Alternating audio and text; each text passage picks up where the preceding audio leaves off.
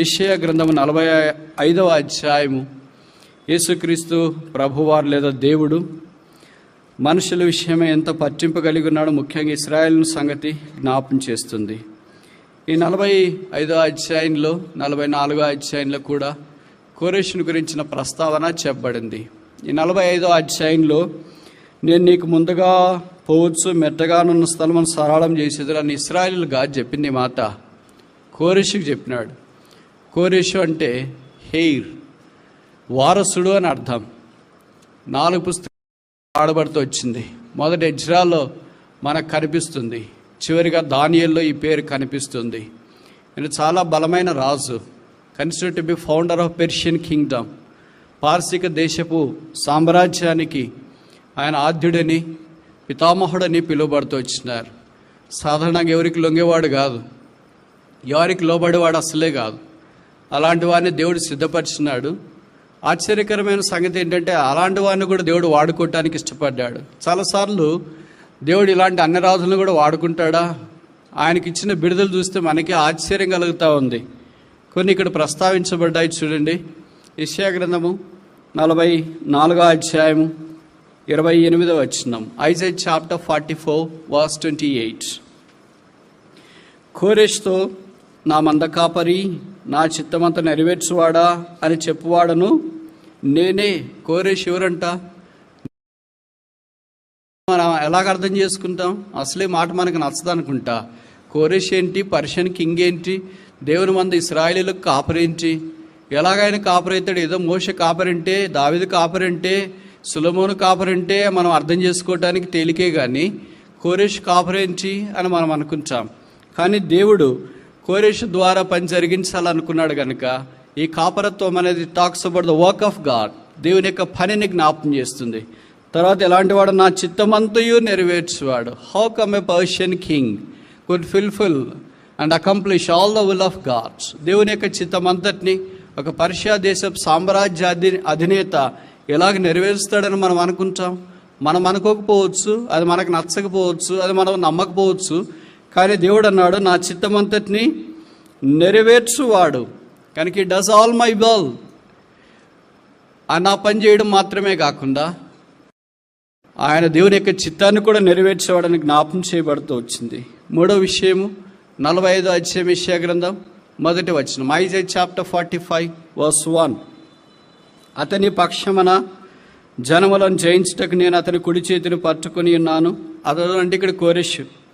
నేను రాజుల నడికట్లను విప్పెదను, ద్వారములు అతని ఎదుట వేయబడకుండా తలుపులు తీసేదను అని యెహోవా తాను అభిషేకించిన కోరెషును గురించి సెలవిచ్చున్నాడు. అభిషేకించిన కోరెషు, the way of the Lord. అభిషేకం దేవుని యొక్క మార్గాన్ని మనకు జ్ఞాపకం చేస్తుంది. కనుక కోరెషు ద్వారా దేవుడు 3 పనులు చేయాలనుకున్నాడు. మొదటిది ఏంటంటే ద వర్క్ ఆఫ్ గాడ్, దేవుని పని అంతా చేయాలనుకున్నాడు, అందుకే మందకాపరి అన్నాడు. రెండో, దేవుని చిత్తం అంతా నెరవేర్చాలని అనుకున్నాడు, అందుకే నా చిత్తం అంతా నెరవేర్చువాడా అన్నాడు, ద విల్ ఆఫ్ గాడ్. మూడవది ఏంటంటే ఆయన దేవుడు అభిషేకించి తన కార్యం కొరకు వాడుకుంటూ వచ్చినాడు, ద వే ఆఫ్ గాడ్. ఒక అన్య రాజు ద్వారా దేవుడు ఇలాంటి పని చేయగలుగుతాడా?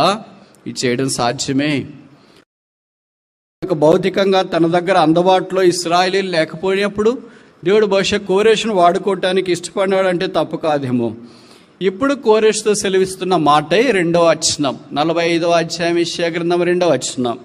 నేను నీకు ముందుగా పోవచ్చు. నీవు అంటే ఎవరిక్కడ? కోరెషు. కోరెషుకు ముందుగా పోవచ్చు, మెట్టగానున్న స్థలమును సరళం చేసేదును. ఈ అధ్యాయం అంతా కోరెషుని గురించి మాట్లాడుతుంటే చాలా మనకు ఆశ్చర్యం వేస్తుంది కదా. నేను నిన్ను పేరు పెట్టి పిలిచిన్నాను, నీవు నా సొత్తు, నేను నీకు వెలుగు కలిగజేయవాడను, నేను నీకు సమస్తం దయచేవాడను. ఇవన్నీ చెప్తా ఉంటే ఇశ్రాయేల్ ప్రజలకు ఏమైపోయిందంటే నచ్చలే. మంటై వాళ్ళు కూడా మనకు కొన్ని దేవుడు చేసే పనులు నచ్చవుగా. ఎందుకంటే మనం దేవుని యొక్క కనుదృష్టిలో ఉండంగా ఆ కోరెషు ఏంటి, ఇలాగ రావడం ఏంటి అని వాళ్ళకి నచ్చకుండా వాళ్ళు దేవునికి తిరుగుబాటు చేయడానికి పూనుకున్నారు. ఎలా చెప్తారు బ్రదర్ మీరు అంటారేమో. ఇక్కడ రాశారు చూడండి, 45వ అధ్యాయం యెషయా గ్రంథం, యెషయా 45, ఐజైయా చాప్టర్ 45 verse 9. మట్టి కుండ పెంకులలో ఒక పెంకయుండి తను సృజించిన వానితో వాదించు వారికి శ్రమ, జిగటమన్న దాన్ని రూపించిన వానితో నీవేమి చేయించున్నావు అని అనదగనా. సేమ్ అంటైపోయి వీళ్ళు కూడా కోరేష్ ఏంటి, మమ్మల్ని రావడం ఏంటి, మమ్మల్ని వేయడం ఏంటి, మమ్మల్ని బయటికి పంపించడం ఏంటి, మమ్మల్ని అక్కడికి పంపించడం ఏంటి? అసలు మాకు కావాలంటే దావీదు లాంటి రాజు కావాలా, మోషే లాంటి రాజు కావాలి, యెహోషాపాతు రాజు లాంటి వాడు కావాలా, సొలొమోను లాంటి రాజు కావాలి, కానీ కోరేష్ ఏంటి, పారసీకపు రాజు ఏంటి అని అంటే ప్రభు అన్నాడు, ఒక మట్టితో తయారు చేయబడిన పాత్ర, ఆ తయారు చేసిన సృష్టికర్తను వాదించడం లేదా ప్రశ్నించడం సాధ్యమేనా? ఒక పెంకు ఆ తయారు చేసిన వానితో ప్రశ్నించడం సమంజసమేనా? అలాగే ప్రశ్నిస్తే వారికి శ్రమ. ఓ శ్రమ అనే మాటలు అయ్యో యెషయా గ్రంథంలో చాలాసార్లు ప్రస్తావించబడ్డాయి. ఇప్పుడు నేను దాని గురించి మాట్లాడలేదు, కానీ 45వ అధ్యాయం యెషయా గ్రంథం 2వ వచనాన్ని గురించి మనకి ఏం తెలియజేస్తుందంటే, దేవుడు కోరెషును తన చిత్త ప్రకారం ఎన్నిక చేసుకున్నాడు గనక దేవుని ప్రజలైన ఇశ్రాయేలీయులు ఆ ఎన్నిక అంగీకరించాలా. ఇప్పుడు వాళ్ళు ఎందుకు నిరాకరించినారు? కోరెషు ఆజ్ఞ జారీ చేసినాడు. ఏమని? వారు ఇంతదాకా బంధకాల్లో ఉన్నారు, యెరూషలేములో నుండి బయటకు వచ్చారుగా, బబులోన్లో ఉన్నారుగా. నెబుకద్నెజరు దినాల్లో యెరూషలేమును ముట్టడించి అక్కడున్న పాత్రలన్నీ తీసుకొని వచ్చి బబులోన్లో దాచిపెట్టేసాడుగా. ప్రజలను కూడా తీసుకొని వచ్చినాడు. వీళ్ళు బబులోన్లో బాగా సెట్ అయిపోయారు, ఇంక పోవటానికి మనసు రావట్లేదు. ఎందుకంటే వెళ్ళినా కూడా వారికి యెరూషలేములో సరైన స్థలాలు లేవు, వస్తువులు లేవు, పంటలు లేవు, తర్వాత దేవుని మందిరం లేదు, యాజకులు లేరు, దహన బలులు అర్పించడానికి అవసరమైన ఆయుధ సామాగ్రి ఏదో వాళ్ళకి కనిపించట్లేదు కనుక బబులోన్లో ఫుల్గా సెట్ అయిపోయారు. దేవుడి దినాల్లో సంఘాలు ఏం కోరుతున్నాడంటే, బబులోన్లో ఒక సంఘము, వారే ఇశ్రాయేలీలు, కానీ ఇశ్రాయేలీలోనికి బబులోన్ వచ్చింది. విచిత్రం ఏంటంటే, దేవుడు హైదరాబాద్లో హెబ్రోన్ పెట్టాడు, కానీ హెబ్రోన్లోకి హైదరాబాద్ వస్తే, అలాగే ప్రతి ఊర్లో దేవుడు ఒక సంఘాన్ని పెట్టింటాడు. ఊరిలో పలానా సంఘం. ఇప్పుడు కొరంతి పట్టణంలో కొరంతి సంఘం, కొరంతి సంఘం పట్టణంలో నుండి కొరంతి సంఘం వేరేంది. కానీ విచిత్రం ఏంటంటే కొరంతి అంతా కొరంతిలోకి వచ్చింది. అలాగే పిలిప్పి కూడా పిలిప్పి పట్టణంలోనే పిలిప్పి సంఘం వచ్చింది. ఇప్పుడు పిలిప్పి పట్టణం అంతా పిలిప్పి సంఘంలోనికి వెళ్ళింది. కనుక దేవుడు విశ్వాసులను కూడా వారి వారి స్థలాల్లో ఉంచి ఏర్పాటు చేసినాడు. విచిత్రం ఏంటంటే, వారు లోకంలో నుండి లేదా పట్టణంలో నుండి బయటికి రావడానికి బదులుగా పట్టణమే వారిలోకి వచ్చింది. ఎలాగ మీరు రావడం లేట్ అయిపోద్ది కదా, అందుకే నేనే వచ్చేసాను. చాలాసార్లు ఇదే జరుగుతూ ఉంటుంది. బబులోను వీళ్ళకి వచ్చింది కనుక ఇప్పుడు రాజు ఆజ్ఞ జారీ చేసినాడు, దేవుని ప్రజలైన వారు ఇశ్రాయేలీయులంతా మీరు బయలుదేరి తిరిగి యెరూషలేములోనికి వెళ్ళండి, దేవుని మందిరాన్ని కట్టడానికి పూనుకోనండి. ఇదంతా ఆజ్ఞ జారీ చేయడానికి కారణం ఏంటో తెలుసా? దానియేలు ప్రార్థన. దానియేలు యెరూషలేము వైపు కిటికీలు తెరిచి ముమ్మారు ప్రార్థన చేశాడు కనుక ఏం ప్రార్థన చేస్తాడు ఆయన? ఏం అవసరం ఉంది? ఆయనకి పెళ్లి లేదు, పిల్లలు లేరు, ఇంకా అవసరమైన భౌతికమైన అక్కర్లు ఏం లేవు, ఫుల్ ప్రమోషన్ వచ్చింది, ఇంకేం నో మోర్ ప్రమోషన్. రావాల్సినవన్నీ ఆయన ఆధీనంలో ఉన్నాయి, ఆరోగ్యంగా కూడా ఉన్నాడు. మరి దేని కొరకు ప్రార్థన చేస్తాడు? మనం ప్రార్థన చేయాలంటే మనకు 1,00,000 పాయింట్లు ఉంటాయి, జాయింట్లు ఉండవు. కానీ దానియేలు కిటికీలు యెరూషలేము వైపు తెరిచిండు, ముమ్మారు ప్రార్థన చేసిన. ఏం ప్రార్థన చేసిన? అబ్రహాము, ఇస్సాకు, యాకోబుల దేవా, మా పితరుల దేవా, మా పితరులతో నీవు వాగ్దానం చేసినావు, మా ప్రజలైన ఇశ్రాయేలీయులు పాపం చేసినప్పుడు వారు బబులోను చెరలోనికి వెళ్ళిన తర్వాత 70 సంవత్సరాలు బానిసత్వంలో నుండి తిరిగి వారిని తీసుకొని వస్తానని వాగ్దానం చేశావు కదా, 70 సంవత్సరాలు కావస్తుంది, వారు బయటికి రారా, బయటికి రారా, బయటికి రారా, బయటికి రారా, అలాగ ప్రార్థన చేస్తూ వచ్చినాడు. దర్యావేష్ వచ్చిన వెంటనే దర్యావేష్కి సంగతులు ఎవరు గుర్తు చేయాలా? దానియేలే. అందుకే దానియేలు దర్యావేష్ దగ్గరికి వెళ్ళి, ఇలాగ మీరు చెప్పారు కదా ప్రజలు పోవచ్చుని, కనుక ప్రజలంతా పోవటానికి అనుమతి ఇవ్వాలా, మీరు అవసరమైన ఉత్తర్వులన్నీ జారీ చేయండి అంటే, దర్యావేష్ దానియేలు మాటకు మన్నించాడు. దానియేలు మాటకు మారు మాట మాట్లాడకుండా ప్రజలందరూ వెళ్ళాలని ఆయనే బలవంతం చేశాడు. ఆయనే వారి మార్గమునకు అవసరమైన సాధనాలన్నీ సహాయం చేశాడు. కనుక మీరు వెళతా ఉంటే మీ మార్గములో, అంటే బబులోన్లో నుండి ఇజ్రాయెల్ దేశానికి రావడానికి మెట్ట ప్రాంతాలు ఉంటాయి, క్రూకెడ్ వేస్ అంట. అందుకే ఇక్కడ తెలుగులో రాయబడుతూ వచ్చింది కదా, ఏం మార్గం అది? మెట్టగానున్న స్థలం. అక్కడ దొంగలు ఉంటారు, దోచుకునేవారు ఉంటారు, దౌర్జన్యపరులు ఉంటారు, రకరకాల మోసం చేసేవారు ఉంటారు. ఆ మార్గంలో వస్తున్నప్పుడు ఇశ్రాయేలీయుల మీద దాడి చేసే అవకాశం ఉంది. ఇశ్రాయేలీయులు దాడి చేస్తే వాళ్ళు నిరుత్సాహపడి అక్కడే ఉండిపోతే యెరూషలేముకి రాలేరు కదా, యెరూషలేము కట్టబడదు కదా, కట్టబడకపోతే యాజకులు రారు కదా, యాజకులు రాకపోతే బలులు ఉండవు కదా, బలులు ఉండకపోతే దేవుని యొక్క మందిరావడంలో ధూపం వేయబడదు కదా, వేయబడకపోతే దేవుని యొక్క వాగ్దానం నెరవేర్చబడదు కదా. 70 సంవత్సరాల తర్వాత నా పేరు పెట్టబడిన నా ప్రజలైన ఇశ్రాయేలీయులందరినీ నేను తోడుకొని వచ్చి ఈ యెరూషలేము పాడైన దాన్ని ఇదిగో నేను ఒక నూతన క్రియ చేయించున్నాను, అది ఈనాడే మలుచును, దానిని మీరు ఆలోచించరా? అడివేంటి యెరూషలేము కదా, ఆ ఉన్న దేవుని ప్రజలైన ఇశ్రాయేలీయులు కాదా, ఆ ఎడారేంటి ఇజ్రాయెల్ దేశం కాదా, ఆ తూర్పు ఆరబట్టబడిన చోటి పర్వ లాంటి స్థలం ఏంటి ఇజ్రాయెల్ దేశం కాదా? మానవుడు తృణీకరించిన ఇజ్రాయెల్ దేశం లాంటి దాన్ని దేవుడు వాడుకొని అద్భుతమైన అమోఘమైన విషయంలో కోరేష్ ద్వారా దేవుని యొక్క కార్యాలు జరిగించడానికి దేవుడు ఇష్టపడుతూ వచ్చినాడు. ఇది నా చేరి వచ్చిన జనమా, ఎడారి వలె ఉన్నావా? శోకతప్త హృదయంతో ఉన్నావా? బాధభరితంతో ఉన్నావా? నా జీవితం అంతా ఇలాగైపోయింది, నేనేం చేయాలా? నేను ఎలాగ మారుతా? మా ఆయన ఎలాగ మారుతాడు? మా ఆవిడ ఎలాగ మారుతుంది? మా పిల్లలు ఎలాగ మారుతారు? మేమున్న స్థానిక సంఘం ఎలాగ మారుతుంది? మా బతికింతే నా చవిటి పర్ర వలె అయిపోయాము. అంధకారములో ఉన్నాము, చీకటిలో ఉన్నాము, దుఃఖము నిట్టూర్పులో ఉన్నాము, కృంగుదలలో ఉన్నాము, ఎడారి జీవితంలో జీవిస్తున్నాము. మా బ్రతుకులు ఇంతేనా? కోరేషు దేవుడు ఇది నా సజీవుడిగా ఉన్నాడు. కోరేషు లేడు, కోరేషు ఆజ్ఞ లేదు కనుక కోరేషుని పిలిచిన దేవుడు ఇది నాన్న సజీవుడై ఉన్నాడు. ఆయన పేరే యేసుక్రీస్తు ప్రభు. ఆయన చేస్తున్నాడు. బంధించబడిన వారులారో, నలగగొట్టబడిన వారులారో, సంఖ్యలలో ఉన్న వారులారో, ఇత్తడి తలుపులు తెరవబడ్డా, ఇనుప గడియలు వినబడ్డాయి కనుక, మెట్టు ప్రాంతాలన్నీ సరళం చేయబడ్డాయి కనుక మీరు బయలుదేరి వెళ్ళండి. ఎక్కడికి బయలుదేరి వెళ్ళాలా? ఏ స్థలంలోనైతే బంధించబడి ఉన్నారు ఆ స్థలంలో నుండి యేసుప్రభు యొక్క శిలువ దగ్గరికి రావాలని దేవుడు కోరుతున్నాడు. అందుకే కాలం సంపూర్ణమైనప్పుడు దేవుడు తన కుమారుని పంపించినాడు. ఆయన పేరే యేసు. ఆయన శిలువ మీదకి వెళ్ళాడు. ఆయన తల మీద ముళ్ళ కిరీటం, ముఖం మీద ఉమ్మి, చేతుల్లో మేకులు, దేహం అంతా కోడా దెబ్బల రక్తసిక్తమైన ఆ దేహం అంతటిని శిలువలో మన కొరకే వేలాడదీయించుకున్నాడు. ఈ భూమి మీద మనుష్యుడు పుట్టి చనిపోతూ ఉన్నాడు. యేసుప్రభు వారు భూమి మీద పుట్టాడు. చనిపోవటానికి కూడా బహుశా భూమి మీద ఆయన నోచుకోలేదేమో. అందుకే భూమికి పైన ఆకాశానికి క్రింద ఆ మధ్య స్థలములో ఆయన వేలాడదీయబడుతూ వచ్చినాడు. ఆయన మాడాన్ని సూర్యుడు చూడలేకపోయాడేమో. 3 గంటలు సూర్యుడు కళ్ళు మూసుకున్నాడు. దేశమంతటా చీకటి కమ్మింది. సమాధిలో గొప్ప అద్భుతాలు, ఆశ్చర్యకార్యాలు జరిగినాయి. యేసు చనిపోయి సమాధి చేయబడి తిరిగి 3వ దినాన్ని లేచి పరలోక స్థలములో మహామోహన్ యొక్క కుడిపార్శ్వమున ఆసీనుడై ఉన్నాడు. ఆ దైవ ప్రేమ ఈ దినాన మనిషిని వెంట పడుతుంది. మనిషిని రక్షించాలని కోరుతున్నాడు. మనిషి జీవితాన్ని మార్చాలని కోరుతున్నాడు. సంఖ్యలు తెంచాలని కోరుతున్నాడు. భారభరితమైన జీవితాన్ని తీసివేయాలని కోరుతున్నాడు. దుఃఖ దినములు సమాప్తం చేయాలని కోరుతున్నాడు. నోటి నిండా నవ్వుంచాలని కోరుతున్నాడు. నూతన సూచక్రియ చేయాలని కోరుతున్నాడు. ఈ దినాన మొలిపించాలని కోరుతున్నాడు. ఎడారిలో సెలయేళ్ళు పుట్టించాలని కోరుతున్నాడు. నీకు ఇష్టమేనా? నీకు ఇష్టమైతే యేసు ప్రభువా, నేను పాపిని, నా పాపాలు క్షమించు. నా జీవితం కూడా అడవిగాసిన వెన్నెలైంది. ఎడారి జీవితం అయిపోయింది. ముళ్ళ పొదలు గచ్చతొప్పలతో నిండుకున్నది అయిపోయింది. నాకు ఈ నిరీక్షణ కనపడట్లేదు. నన్ను విడిపించేవారెవరూ తటస్థించటలేదు. అలాంటి వారి కొరకే దేవుడిచ్చే అద్భుతమైన వర్తమానం ఏంటంటే, మీ దుఃఖ దినములు సమాప్తమగును, మీరు సంతోషంతో బయలు వెళ్ళెదరు. ఈ వాగ్దానాలు చూస్తుంటే 45 అధ్యాయం మొదలుకొని 66 అధ్యాయం దాకా ఒక్కసారిగా చంద్రమండలం మీదకి వెళ్ళామేమో అన్నంత అనుభూతి కలుగుతుంది. నువ్వు శాశ్వత శోభాతిశయముగాను బహుతరములకు సంతోషకారణముగాను ఉండదు. గాఢాంధకారంలో ఉన్న రహస్య ధన్నిధులను నేను నీ యొద్దకు తీసుకుని వచ్చేదను. నీవు అడుగుబెట్టు ప్రతి స్థలము నీ తగును. నీకు విరోధముగా రూపించబడిన ఏ ఆయుధము వర్ధిల్లదు. దేశం యొక్క ఉన్నత స్థలముల మీదకి నేను నిన్ను ఎక్కించేదను. నీవు నీరు కట్టిన త్రోత వలె ఉండేదవు. నీవు శాశ్వత శోభాతిశయముగాను బహుతరములకు సంతోష కారణముగాను ఉండేదవు. ఈ వాగ్దానాల సంపద ఎవరి కొరకు?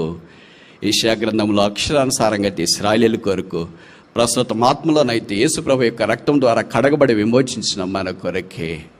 ఈ మధ్యాహ్నం ఆ యేసును అంగీకరించువా? యేసుప్రభు దగ్గరికి వచ్చి, ప్రభువా, నా జీవితాన్ని మార్చు.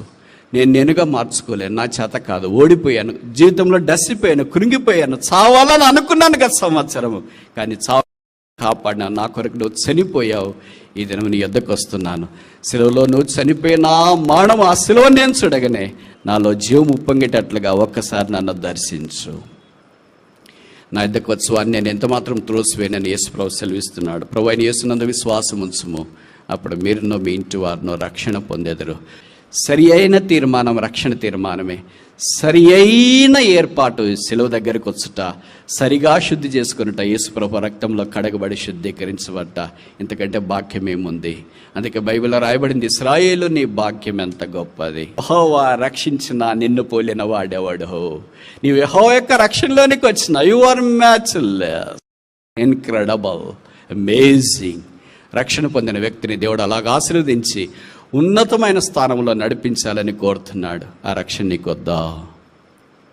ఇప్పుడు అలాగా ఇశ్రాయేలీలుగా ఉన్నవారు బబులోనులో నుండి బయటికి రావడం కొరకే దేవుడు కోరెషుని సిద్ధపరిచి, కోరెషు ఇచ్చిన వాగ్దానము, నేను నీకు ముందుగా వెళ్ళొచ్చు, మెట్టగా ఉన్న స్థలములన్నింటినీ సరళము చేసేదను. ఈ వచనంలో 5 విషయాలు ఉన్నాయి.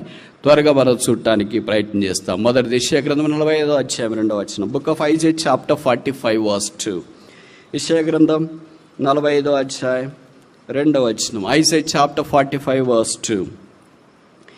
నేను, ఎవరో కాదు, వేరేవాళ్ళు కాదు, పరిచయస్తులు కాదు, ఒక నాయకుడు కాదు, జెరుబ్బబెల్ లాంటి వాడు కాదు, నేనే the person of the promise. దేవుడు వాగ్దానం ఇచ్చిన తర్వాత ఎవరినో పంపుడు. ప్రభువే చెప్పినాడు అనుకో, నేనే వస్తాను మీ దగ్గరికి అని. నాకు అనిపిస్తుంది కదా, మీలాంటి వాళ్ళు ఎందుకులే ప్రభు, మా లాంటి వాళ్ళ దగ్గరికి ఎవరైనా కావాలంటే ఒక చిన్న దేవదూతను పంపించేసి సరిపోతాడు, కానీ మీరు రావడం ఏంటి అని అనుకుంటా. ఎందుకంటే ప్రోటోకాల్ మ్యాచ్ కాదు, సింక్ కాదు కదా. దేవుడు ఎక్కడ, మనం ఎక్కడ. ఆకాశ మహాకాశాలు పట్టజాలని దేవుడు శ్రీమంతుడు, అద్వితీయ సత్య దేవుడు, దురవగాహన తేజస్సులో ఎవడను సమీపింపరాన మహామహిమలో ఉన్న అద్వితీయుడైన ఆ దేవుడి దగ్గరికి పాపాత్ముడైన మానవుడు ఎలాగెళ్ళగలిగి, ఆ దేవుడే చెప్తున్నాడు. ఈయనేం కోరుకోలేదు కోరేష్, ప్రభా నువ్వు వస్తే కానీ బాగుండదు, లేకపోతే నా మాట ఎవరు నమ్మట్లేదని కోరేష్ అని చెప్పలేదు. దేవుడే. మన భవిష్యత్తు మనకు తెలియదు, కానీ మన భవిష్యత్తును ఎరిగిన ప్రభువును మనం ఎరుగుదాం. అందుకే ప్రభు అన్నాడు, ఇట్స్ మీ, నేనే నేనే నేనే. బైబిల్లో అమోఘమైన 2 అక్షరాల పదం ఒకటి, నేనే. ఇంగ్లీష్లో ఒకే అక్షరం ఉండేది, ఐ. అందుకే కొత్త నిబంధనలో చాలా సందర్భాలు యేసు ప్రభు వారు, ముఖ్యంగా ఇశ్రాయేలీ శిష్యులు సముద్రం మీద వెళుతున్నప్పుడు తుఫాన్ వచ్చింది, కేకలేశారు. ఆయన సముద్రం మీద నడిచి వెళ్తున్నాడు, భూతం భూతం అని భయపడినారు. ప్రభు అన్నాడు, ఇట్స్ ఐ, నేనే. ఆ నేనే అనే మాటల్లో ఎంత ఆధ్యాత్మికత ఉంది, ఎంత అనుబంధం ఉంది, ఎంత అనురాగం ఉంది, ఎంత ఆప్యాయత ఉంది, ఎంత ఆత్మీయమైన బంధం ఉంది, ఎంత సమానమైన అద్వితీయమైన ఆత్మీయ దృక్పథం ఉంది. కనుక ప్రభు అంటున్నాడు, నేనే, ఇట్స్ మీ. 2వ మాట చూస్తామా? యెషయా గ్రంథం 45వ అధ్యాయం 2వ వచనం. Isaiah chapter 45 verse 2.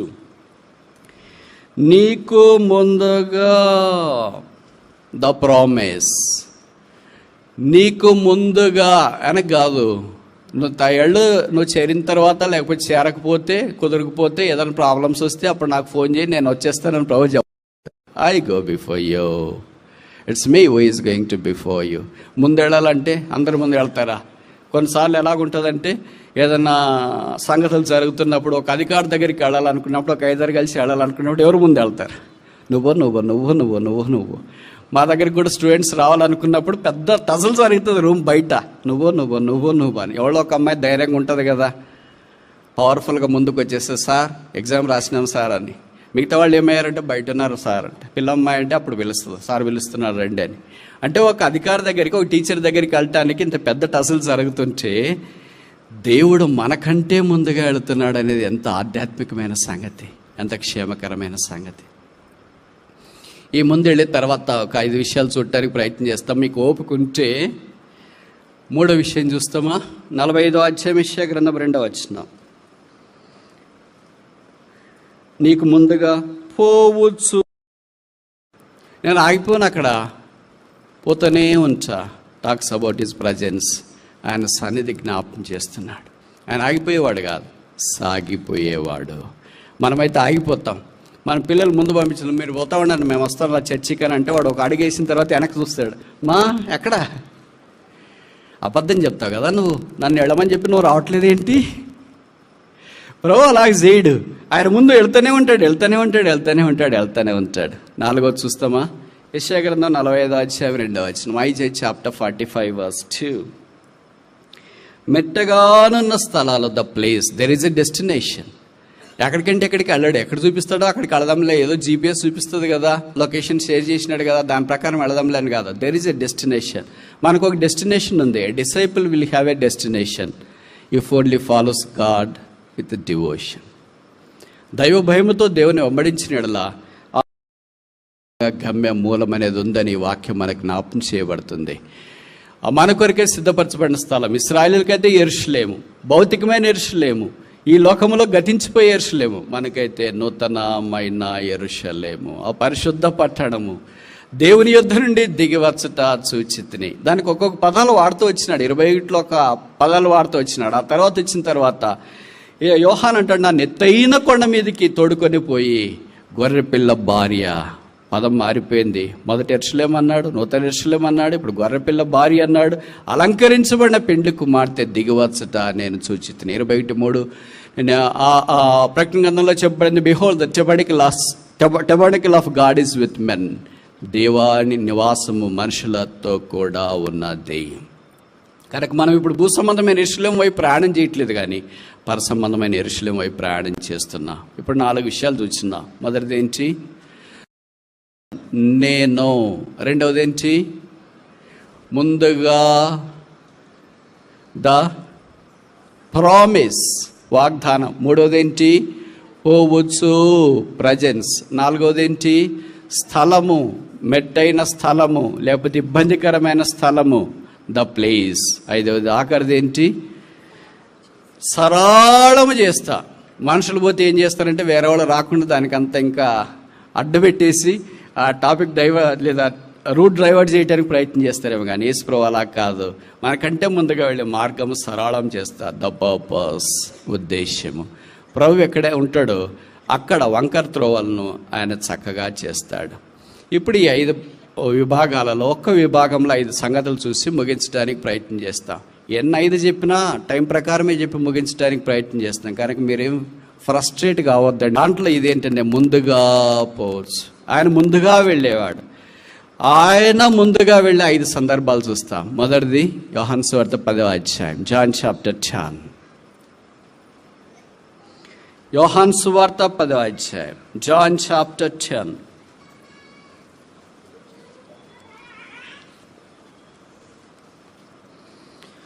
4వ వచనం. యోహాను 10:4. మరియు అతడు తన స్వంత గొర్రెలన్నింటినీ వెలుపలికి నడిపించినప్పుడల్లా వాటికి వెనుకగా నడుచును అని రాశారా? వాటికి ముందు నడుచును. ఈ goes before the sheep like a shepherd. కాపరి గొర్రెలకు ముందు నడిచినట్లుగా ప్రభు మనకు ముందుగా నడవాలని కోరుతున్నాడు. కాపరి ముందు నడుస్తున్నాడు అని అనుకోండి. తోడేలు వచ్చింది అనుకోండి, కాపరి పారిపోతాడా? జీతగాడైతే పారిపోతాడని రాయబడింది. కాపరి అయితే ఏం చేస్తాడు? ఒకవేళ మనలాంటి కాపరులం అయితే మనం కూడా అలాగే చేయొచ్చు, కానీ ఈ కాపరి అలాంటివాడు కాదు.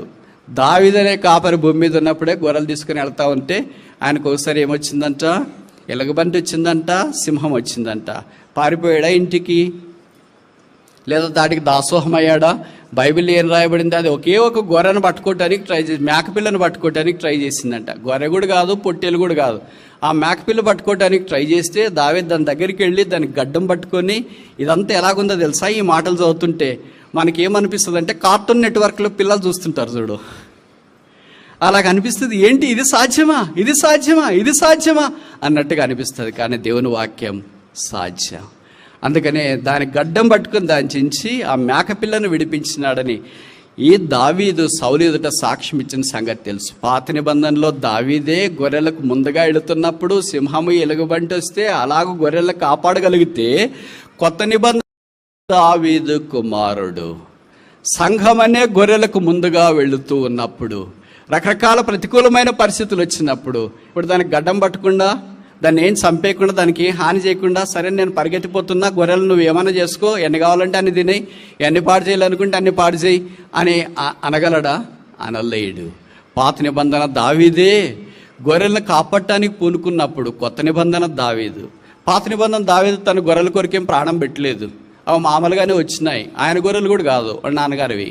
ఇప్పుడు కొత్త నిబంధనలో దావీదైన యేసుక్రీస్తు ప్రభు యొక్క గొర్రెలు ఆయన రక్తం ఇచ్చి కొన్ని సంపాదించుకుంది. ఆ గొర్రెలు ఎవరు అంటే ఫీల్ కావద్దండి, మనమే.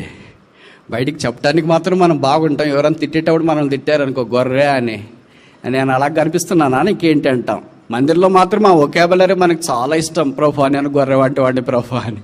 బయటికి వెళ్ళిన తర్వాత నేను ఎందుకు గొర్రె అవుతా, ఏంటి అలాగ మాట్లాడేస్తున్నారు అని భవిష్యత్తు మనం అంటామేమో. ఆ గొర్రెలకు ముందుగా మంచి గొర్రెల కాపరి వెళుతూ ఉన్నాడు. ఆయన వెళుతున్నాడు కనుక ఆ గొర్రెలకు సంరక్షణ చూస్తున్నాడు. అందుకే 23వ కీర్తనలో కీర్తనకాడు అన్నాడు, యెహోవా నా కాపరి, నాకు లేమి కలగదు. ఆయన నా కాపరి కనుక నన్ను పస్తపెట్టేస్తాడు. ఆయన నా కాపరి కనుక నన్ను పట్టించుకోడు. ఆయన నా కాపరి కనుక నన్ను తోడేలకు అప్పగించేస్తాడని రాశాడా? పచ్చిక గల చోట్ల పరుండ చేయించున్నాడు, శాంతికరమైన జలముల యొద్దకు ఆయన నన్ను నడిపించుచున్నాడు. కనుక ఆయన గొర్రెలకు ముందుగా ఎడుతున్నాడు. అంటే shepherd talks about the provision of the sheep. ఈ గొర్రెల కాపరి గొర్రెల యొక్క సంరక్షణ బాధ్యత తీసుకుంటాడు. కూడా అనిపిస్తుందేమో, ఎలాగో ఏమో, జీతాలు ఎప్పుడు వస్తాయో తెలియదు, ఉద్యోగాలు ఎప్పుడు వస్తాయో తెలియదు, ఇబ్బందులు ఎలాగుంటాయో తెలియదు, అసలు వస్తాయా రాదో తెలియదు. ఈ పరిస్థితులు అన్నింటిలో నేను ఎలాగ సర్వైవ్ కావాలా, ఎలాగ సంరక్షణలో ఉండాలా, ఎవళ్ళు ఇస్తారు, అక్కర్లో ఆదుకుంటారు. ఈ కాపరి ముందుగా వెళుతున్నాడు. ఈ కాపరి పస్తు పెట్టడు. 40 ఏళ్ళుగా ఇశ్రాయేలుని మన్నాతో పోషించినాడు. ఒక్కరోజు కూడా ఇశ్రాయేలీలో 40 రోజుల్లో పస్తు లేరు. యేసుక్రీస్తు నిన్న నేడు యుగాయుగాలు ఏకరీతిగా ఉన్నాడు. పస్తుంటావని బాధపడుతున్నావా? ఏం దినాలోని ఇబ్బందులో ఉన్నావా? ఏం కట్టుకోవాలని బాధలో ఉన్నావా?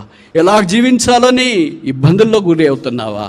ఈ కాపరి ముందుగా వెళుతున్నాడు. ఆయన మన సంరక్షణ గురించి పట్టించుకునేవాడు. రెండవది చూస్తామా? ఈయన ముందుగా వెళ్ళే రెండవ దృశ్యము వాక్యంలో మనకి ఇలాగే కనిపిస్తుంది. నిర్గమకాండం 32వ అధ్యాయం 34వ వచనం. నిర్గమకాండం 32, 34. Exodus chapter 32 verse 34. నిర్గమకాండం 32వ అధ్యాయం 34వ వచనం. Exodus chapter 32 verse 34. కాబట్టి నీ వెళ్ళి నేను నీతో చెప్పిన చోటికి ప్రజలను నడిపించుము, ఇదిగో నా దూత నీకు వెనుకగా వెళ్ళును అని రాశారా? ముందుగా నేను చెప్పదలుచుకున్న మాట మీకు అర్థమైంది అనుకుంటా. ముందు వెళుతున్నాడు. ఎవరు? దేవుని యొక్క దూత. ఇప్పుడు నేను ఒక చిన్న ప్రశ్న అడగవచ్చా? నేను మిమ్మల్ని ప్రశ్న అడిగేంతటి వాడిని అస్సలే కానే కాదు. కాకపోతే నిద్రమత్తు ఏమైనా కొద్దిగానో తొలగుతుందేమో అని. బైబిల్లో దూతలు ఎంతమందికి ప్రత్యక్షమయ్యారు? మొదట దేవుని దూతలు ఎవరికి ప్రత్యక్షమయ్యారు? ఆఖరిగా దేవుని దూత ఎవరికి ప్రత్యక్షమయ్యాడు బైబిల్లో? పాత నిబంధనలో దూతలు ఎంతమందికి ప్రత్యక్షమయ్యారు? కొత్త నిబంధనలో దూతలు ఎంతమందికి ప్రత్యక్షమయ్యారు? దూతలు ప్రత్యక్షమైతే ఊరికే సాదాసీదాగా ఫుల్గా తిని దండికి నిద్రపోండి అని చెప్పడానికి రారు.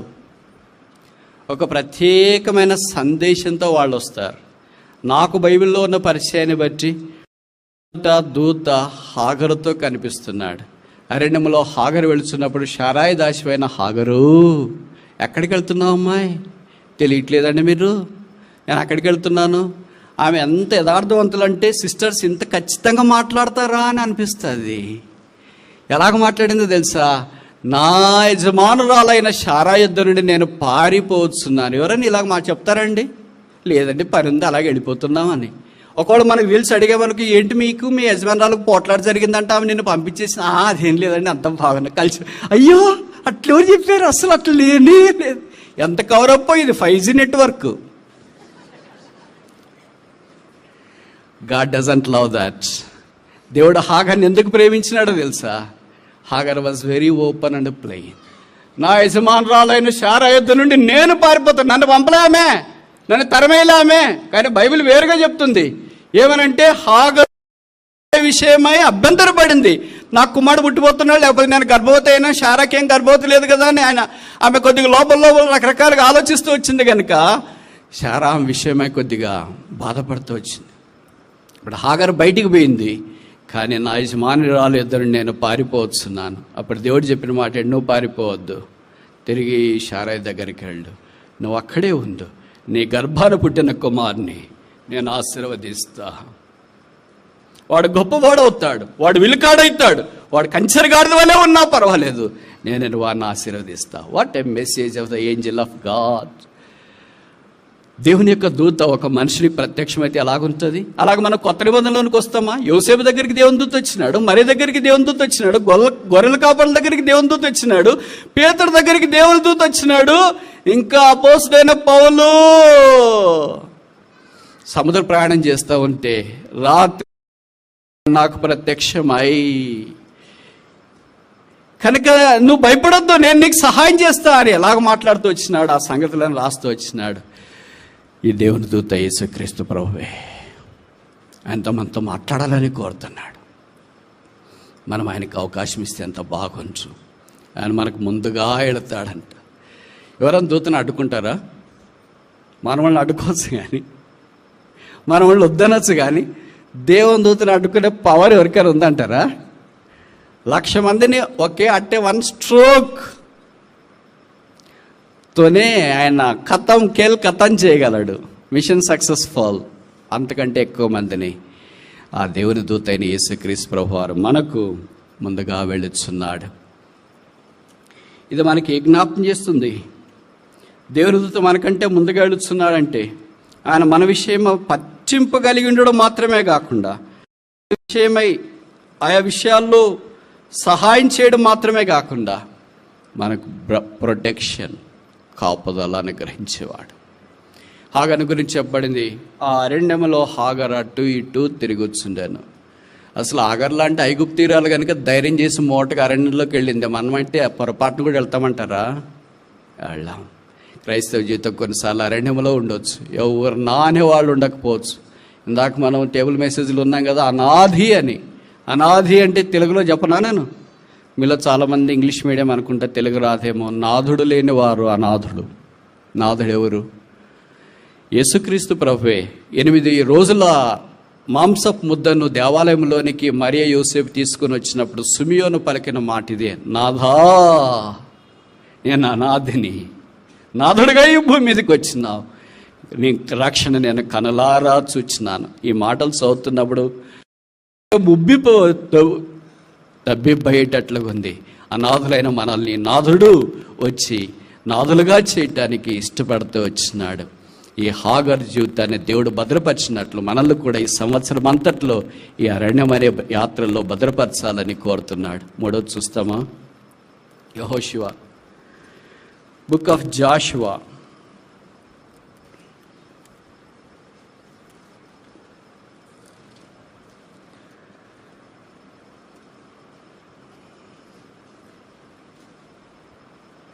చాప్టర్ 3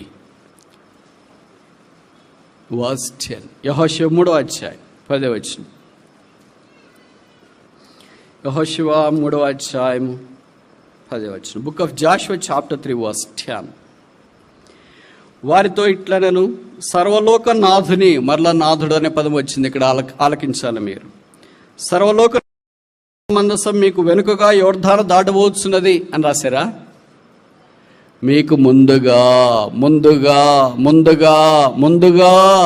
ఈ వారం ఏం జరుగుతుందో, ఈ నెల ఏం జరుగుతుందో, ఈ సంవత్సరం ఏం జరుగుతుందో, నాకు ఉద్యోగం వస్తుందా, మంచి సీట్ వస్తుందా, పెళ్ళవద్దా, పిల్లలు అవుతారా, రీలొకేషన్ వస్తుందా, వ్యాపారం అభివృద్ధి పొందుతుందా, సేవా పిలుపులో నిశ్చయం ఉంటుందా, సేవ చేస్తున్నానా, సంఘాలు ఆరంభించబడతాయా, నా కళ్ళు తీర్చబడతాయా, నా జీవితం మార్చబడుతుందా అని రకరకాలుగా ఆలోచిస్తే ప్రభు చెప్తున్నా, నేను నీకు ముందుగా వెళుతున్నాను. మొదట కాపరి వలే నీకు ముందు వెళుతా, నీకు అవసరమైన సంరక్షణ ఇవ్వటానికి ప్రొవిజన్.